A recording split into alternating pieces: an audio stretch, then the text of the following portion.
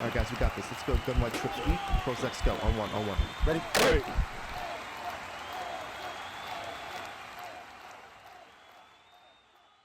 Hey guys, Rocketz here with HuddleGG. When you can consistently make defenders miss in the open field, you're going to score more points and you're going to win more games. It really is that simple. And this year, juking is by far the best way to make your opponent miss a tackle while preserving as much of your momentum as possible. And I know a lot of you guys like jukebox, but my personal opinion is unless you're running the ball over 50% of the time, I just don't think it's worth the 2 AP. The default juke animation for any player that has 90 juke moves is almost as good as jukebox, so I don't run it myself. In this video, I'm going to teach you 3 of my favorite juke moves, and if I can do it, I promise you can too. It doesn't require any crazy stick work, but it will take some practice to get the timing down and to understand when to perform each one. So let's get started. I think the best way to learn these moves is to jump into offense-only practice mode. You won't have to worry about the defense, and you can just focus on getting the correct animations. And then once you have that down, obviously the next step is to go up against a defensive practice mode, and then ultimately take it to a real opponent in a game. And to start, you want to make sure you have a player that has 90 plus juke moves, right? I have Bo Jackson here who has exactly 90 juke, and you'll notice I have an ability on him. It is not jukebox. I am running Energizer, and what that does is when I juke, I get some stamina back to allow me to, keep Bo in the game longer and chain more jukes together. And you can still do all of this without 90 juke, but the animations won't be as smooth. I still do this stuff regardless of who I have, but I'm going to have the most success by far if I have a player with 90 plus juke moves. So the biggest mistake I see people making is not knowing when to sprint and when not to. So this drive, or right here, I'm juking and I'm holding sprint the whole time. You're going to notice that these are very exaggerated jukes that lose a lot of my momentum. And I understand why people do this. I mean, when you're in the open field, it's kind of like your instinct to just hold the sprint button, right? We always do that. We're running and we want to get downfield as fast as possible. And you're going to notice that these are like big exaggerated moves when I do that.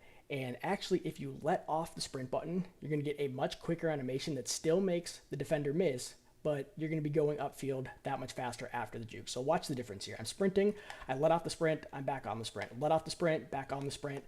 And you're going to notice how much smoother those are. And you're going to notice in the game clips that I'm about to show you later in the video, it makes all the difference in the world to keep that momentum going upfield.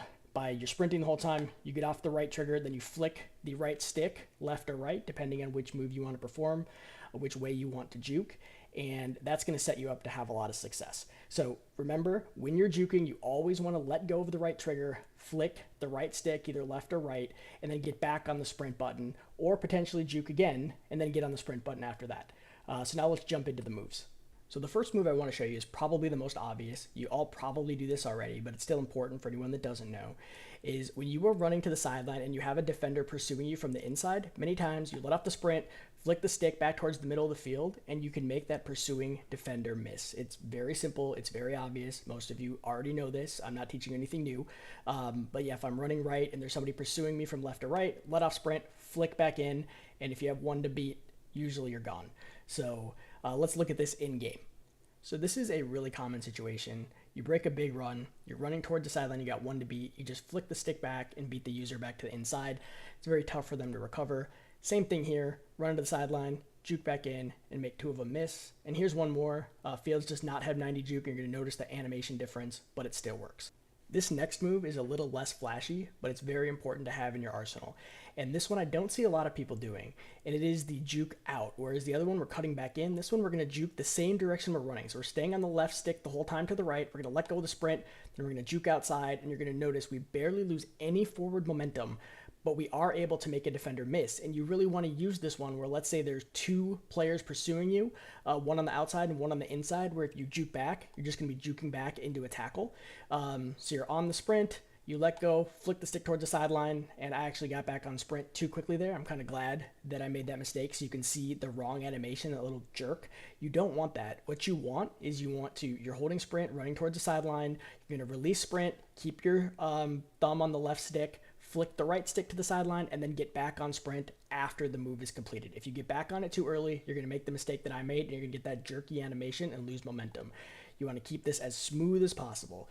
Let go of sprint, execute the move, get back on sprint, just like that.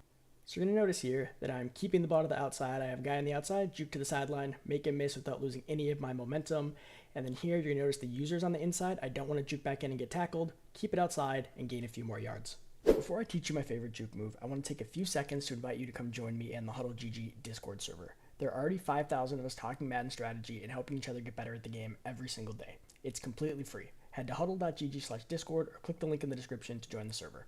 Alright, back to the jukes. So my favorite juke move by far that I don't see a lot of people running is this inside out double juke move. And the way you do it is you're on sprint, you let go of sprint, juke to the inside, juke to the outside, and then get back on sprint. It's just this smooth animation that goes in, out. So a lot of times you have to juke somebody that's, pursuing you to the outside, but then you have somebody on the inside that's going to make the tackle. And you can beat both of them with this move. So you're running, you let go of sprint, inside, outside, and then back on sprint. So I'm never letting off the left stick when I do this. I am holding the sprint button until I'm ready to perform the move. I release the sprint button, flick the stick. If I'm going to the right, it's going to go left, then right, then back on sprint, just like that. And many times you're going to be able to make that first defender miss and then that second defender miss from the inside, and you're basically out for a touchdown from almost anywhere on the field if you can pull this off correctly and in the right situation. Here's a fun example from squads. Juke inside, then back out. We hit the hole, and then we juke to the outside where there's no one to make the tackle. You can see why this is one of my favorite moves. And then here, we are just dumping it off to the halfback, juke inside, and then back outside to secure the touchdown. I hope these juke moves help you extend plays and ultimately win more games. And honestly, they're just a lot of fun when you build up the muscle memory to pull them off. Appreciate you watching until the end of the video, and we will see you in the next one.